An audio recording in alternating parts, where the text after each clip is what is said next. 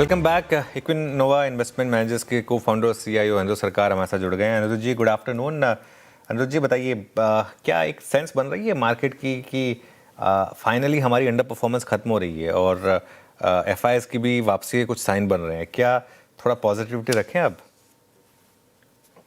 या आफ्टरनून अनुज। या I think जो हम लोगों ने लास्ट 18 महीने में देखा कि एफआईएस कंटिन्यूअसली इंडिया से हर महीने बेचे जा रहे हैं एंड इनफैक्ट वो नंबर्स देख के तो ऐसा लगता था कि पूरा इंडिया बेच के निकल जाएंगे।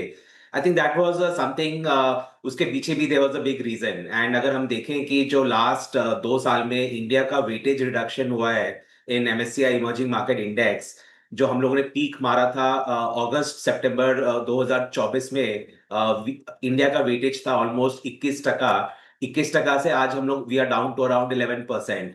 तो दैट्स अ बिग नंबर। जो 10% रिडक्शन हुआ है इन इंडियाज वेटेज, और पूरा पैसा गया है in those two countries which is the South Korea and the Taiwan.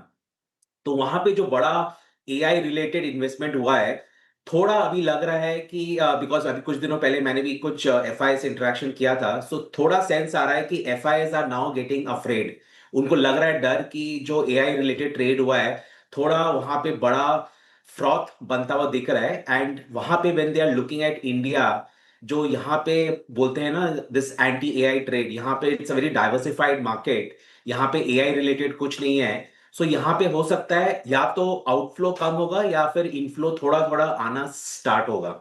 सो एक जस्ट इन दिस कंटेक्स्ट काफी सारे इन्वेस्टर्स हमसे पूछते हैं कि अगर ये एआई बबल बस्ट होगा, सब मार्केट्स गिरेंगे, will India will also fall? मैं उनको सिर्फ एक ही चीज बोलता हूँ कि जब एआई अपसाइड हो रहा था we did not participate. So downside में obviously there is no reason for us to participate because यहाँ पे एआई रिलेटेड कुछ एलोकेशंस नहीं है। सो यस, एफआईएस का आई थिंक पॉजिटिविटी बिल्डअप हो रहा है and that should start reflecting in the market. Okay, ठीक है। आपने ये एफआईएस पोजिशनिंग और मतलब मनी फ्लो की तरफ फोकस किया। कुछ मैक्रो इंडिकेटर्स भारतीय परिप्रेक्ष्य में, भारतीय बाजारों के परिप्रेक्ष्य में जो आपको अच्छे लग रहे हों। Let's start with I think monthly sales figure. आज की सेल्स फिगर्स आपको कैसी लगी? रिएक्शन ऑटो स्टॉक्स का बहुत स्ट्रांग है। Let's talk about this first. Auto पर आपका टेक क्या है इस वक्त, जिस प्रकार की नंबर्स रहे आज? इंटरेस्टिंगली आई कैन से कि ऑटो और ऑटो एंसिलरी हमारे पोर्टफोलियो का टॉप सेक्टोरल एलोकेशन है। हमारे पोर्टफोलियो में almost 16-17% auto and auto ancillary है। इसका सिंपल रीजन ये है कि अगर हम देखें कि लास्ट 4 क्वार्टर्स टू 6 क्वार्टर्स ये एक ऐसा स्पेस रहा है जहां पे सिर्फ ना तो domestic consumption is the only factor, दूसरा बड़ा फैक्टर जो रहा है इज द एक्सपोर्ट पार्ट। चाहे वो एक्सपोर्ट ऑफ ओईएम्स बोले या एक्सपोर्ट ऑफ ऑटो एंसिलरी बोले, ये एक बहुत बड़ा ग्रोथ स्टोरी है। तो मैं बोलूंगा कि ये जो आज के नंबर्स आए हैं डेफिनेटली उसमें हमारा कॉन्फिडेंस को और बूस्टअप होता है एंड वी बिलीव कि ये इज अ गुड इंडिकेटर कि कहाँ पे इंडिया का डोमेस्टिक कंजम्पशन कंटिन्यूज, इंडिया का export opportunity is also very very strong. अगर आपको याद होगा जो इनिशियली जो ऑटो सेल के नंबर्स अच्छे आ रहे थे पिछले साल से आफ्टर द जीएसटी कट, काफी सारा कमेंट्स आ रहा था कि ये पेंट अप डिमांड है। मैं हमेशा बोलता हूँ कि pent up demand cannot continue for 8-9 months. So ये पेंट अप डिमांड नहीं है, this is an actual demand which is coming out, and yes, we are very bullish on auto and auto ancillary.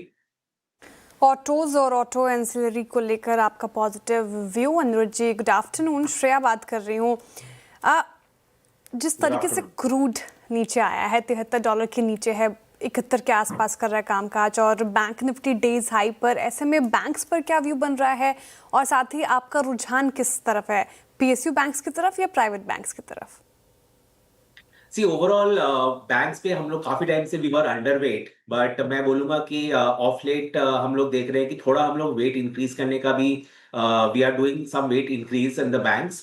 उसका एक बड़ा factor है कि जो पूरा जो एफसीएनआर डिपॉजिट लिंक्ड जो the fund raise is happening globally, that वो बहुत बड़ा एक फैक्टर रहेगा जहाँ पे बैंक्स का द निम्स इंप्रूवमेंट होगा।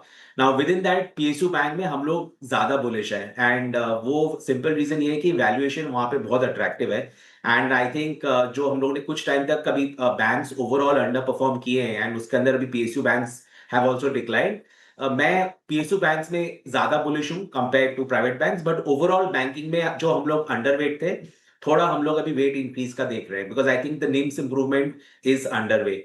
हैविंग सेड दैट, जो दूसरा आपने पॉइंट बोला about the oil price, I think उसका बेनिफिट आपको अक्रॉस ऑल इंडस्ट्रीज दिखेगा, बिकॉज सबसे बड़ा इम्पैक्ट जो था of the rising crude is the impact on the logistics pricing, because कोई भी चीज में लॉजिस्टिक्स जहां इन्वॉल्व है, transport, that's a big factor जहां पे सप्लाई चेन डिस्ट्रप्शंस हुए थे एंड लॉजिस्टिक प्राइसेस ऊपर गए थे, and that was impacting the margins.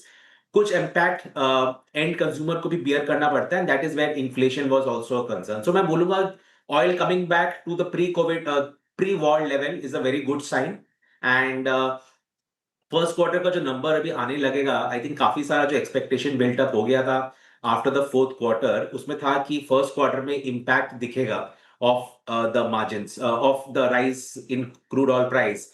मुझको लगता है कि जितना फास्ट राइज हुआ है उतना फास्ट ही डिक्लाइन हुआ है, तो इट्स क्वाइट पॉसिबल कि उतना नेगेटिव इम्पैक्ट हो सकता है कि मार्जिन्स पे ना हो इन द फर्स्ट क्वार्टर।